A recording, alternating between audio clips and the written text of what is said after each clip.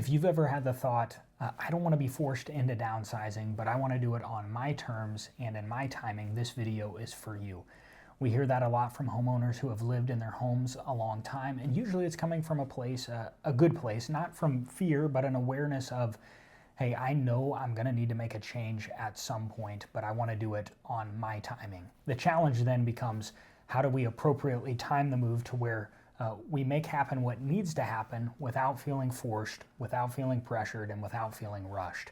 I'm Landon Hearn here with my brother Tyler Hearn, and we're local realtors with the Hearn Group here in the Kansas City area, and we specialize in helping longtime homeowners make that transition, make the downsizing move, and our goal is to make it as smooth as possible and have a plan in place for you. And in this video, we want to talk about the timing and how to time the move, the downsize, to where you don't feel pressured, you don't feel rushed, but you do have a plan in place.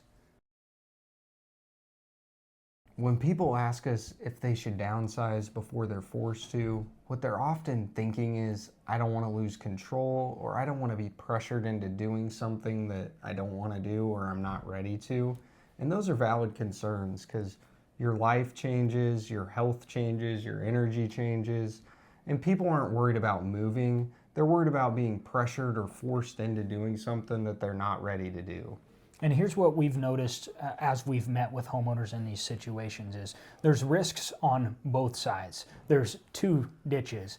One is if you wind up moving too late. If you wait too long to make the downsizing move, it can feel reactive. You can feel like you're on the defensive, you're on your heels, and you are being forced, you're being pressured into doing something. On the other side, though, if you're too early, you can actually get into something where it's not going to fit your needs for the long haul.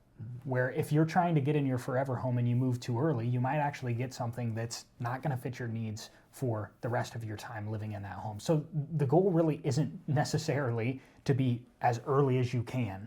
The goal is to have an intentional and a strategic plan for what you need in the next place and how do we go from where you're at to there.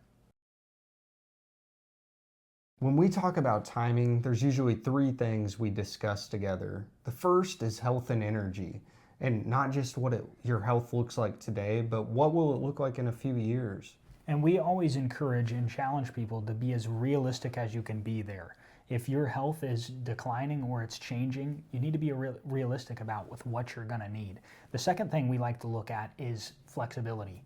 And what we mean there is in terms of options. Do you have available options for where you're going to go next right now, and will those options change if something in your life changes? And the third is emotional readiness.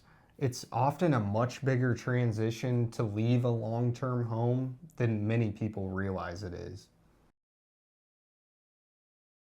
One of the biggest mistakes we see people make is thinking planning means committing. That's right, it doesn't.